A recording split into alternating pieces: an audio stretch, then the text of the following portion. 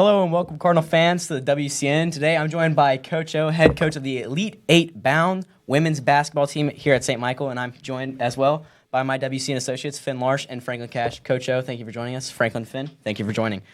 First question here, Coach O. Congrats on making it to the Elite 8, obviously. Could you break down that game against Geneva? Sure. They played a difficult man defense. They like to hold. They like to grab a little bit. So our game plan was to kind of spread them out a little bit, go with some pick and roll, Caroline and Sam, and it worked for us a whole lot. I think we made a nice run with Sam knocking down a couple shots and Molly making some shots. I guess on the defensive end, we were just trying to limit their dribble penetration. Number 12 for them, I don't remember her name, but she can go get it, and she was quick, so we had to keep her off the boards. And in the second half, I think they only scored they did not score many points, maybe 13. We made a little run to finish it off. But, you know, it was the girls just executing what they needed to do. Yeah, absolutely. Well, I have a question. You guys played Orange Beach a lot this season.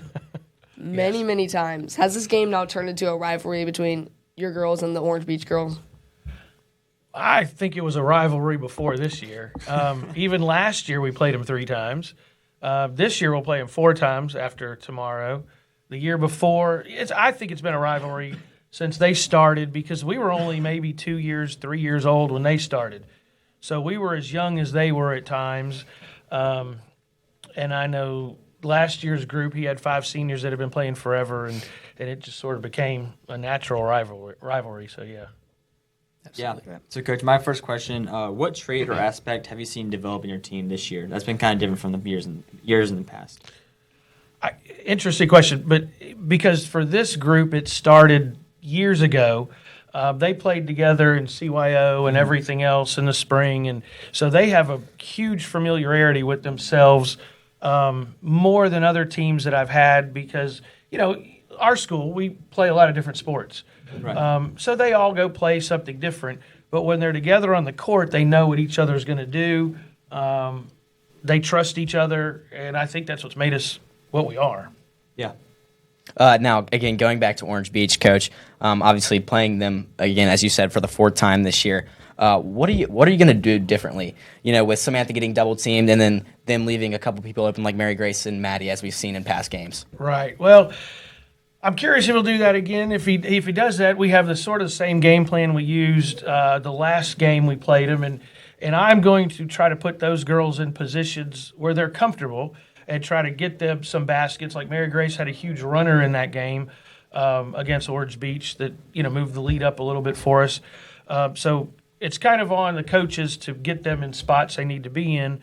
But we may change up a little bit how we break the press because, as you said, they doubled Sam a whole lot. So we've got to move her around and just try to keep them off balance. Defensively, we've got to be solid. They hurt us a little bit late last game with dribble penetration, so we got to stop that and then close out the shooters. Absolutely. Now, this is more the leadership aspect. You have no seniors this year. Correct. Who would you say really stepped up? Like, have the juniors really taken the lead and coaching the freshmen and the sophomores in the team? Yeah, I guess, honestly, it kind of started in the summer with Caroline and Sam sort of, you know, whatever you want to say. They've been the leaders throughout. They're the ones that start the prayer, that start the chant. But then I'd have to say Molly McDonald's right behind them as another leader. And the rest of them, they all have a role. And we've talked about it often. Without all of them, we're not as good as we are because they each have a certain thing they do for us that makes us who we are. Yes, sir, absolutely. Yeah, so and in our past interviews, we always ask the player, how do you handle, last time we had Jamison Calvert, how do you handle SGA president and men's Bible study and also being on the team? As a coach, this is your first year as the vice principal. How have you handled being a vice principal and the women's varsity coach? Yeah, I throw in AD too because then I get pulled away in different ways. And being a dad. Yeah, that's true. I try to compartmentalize. So when I'm doing one thing, I'm doing that. And then I'll shift gears to go to the next thing. And, you know, you get emails and it's got all that in it. But I try to just go one thing at a time, and it's like changing hats every 2 seconds. But I just try to keep whatever I'm working on, that important task for that moment.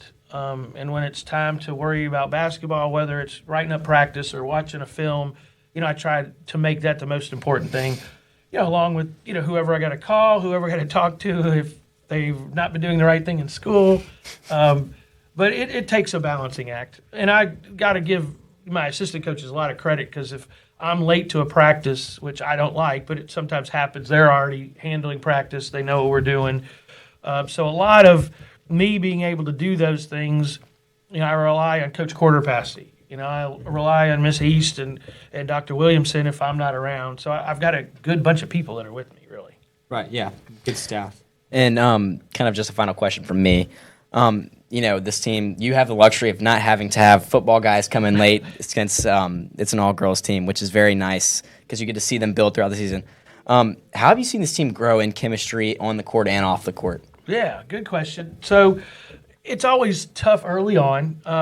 Now, let's give volleyball credit because I got 2 volleyball girls that took a little bit of time to get there because they did outstanding.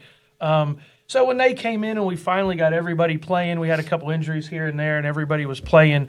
It takes everybody, like I said, everyone knows their role now. It took them a little bit to know, all right, what do I need to do? Because you can say it to them, but they've got to go play the game and realize that's their strong suit and that we're not trying to get them to do something they don't need to do or can't do. So once everybody got comfortable with who they are, and like we talked about leaders, like Sam and Caroline will go talk to them and tell them, but, Harper Marston and Maddie Northcutt at rebounding, like fools, like they're everywhere. Absolutely. Mary Grace defends great. Allie Barenko in the last game against Escambia County had 14, which was high for her. So, again, and Molly McDonald running the show, Emmy Ronan getting rebounds and seems to score whenever she gets it. It's just they've just done their job, and they finally know, okay, this is what I'm supposed to go do. Yes, sir. And it's a real luxury to kind of have that kind of well-rounded team with, more defensive key players than you have people who are defensive and offensive like Samantha and Caroline. So thank you, Coach O, for all. That's all the time we have. I have one more Franklin has a question.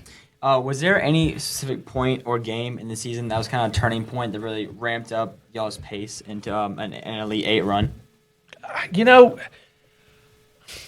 I can't point to – I can possibly point to what game, and I'll talk about it. But throughout the year, like we've talked about chemistry, they've been just getting better and better and better. And it took us a while because we had people out with injury or whatever. About Christmas, we played a tough game with Providence Christian. And, Carolina was really, really good down the stretch. Sam hit a shot down the stretch, and we won by 2, which was huge. But we were about to play – Orange Beach for the area championship. And I only talked to the kids, it's our next game.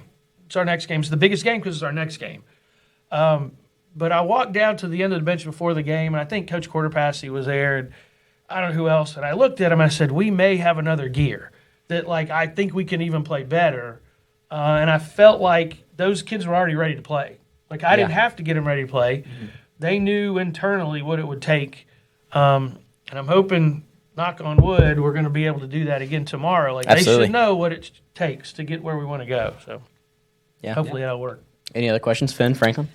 Well, I was going to ask you to prep us for a game, but you just did right there. But what has been your favorite season memory so far, regular season? These guys are funny. Every day. There's something crazy that goes on. Mary Grace. There's no telling what she's going to say. Goodness, I don't know.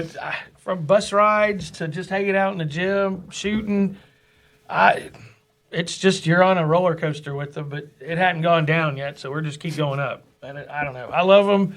They're fun. I don't know. It's all my favorite. Well, that's been all from us, Coach O. Thank you so much for joining us. Good luck tomorrow in the Elite 8. Make it to that Final Four, and then hopefully bring home a state championship, which is the goal. Coach O, thank you for joining us. Franklin, Finn, thank you for joining me. That's all the time we have. Please remember to like and subscribe. St. Michael, defend us. Thank you.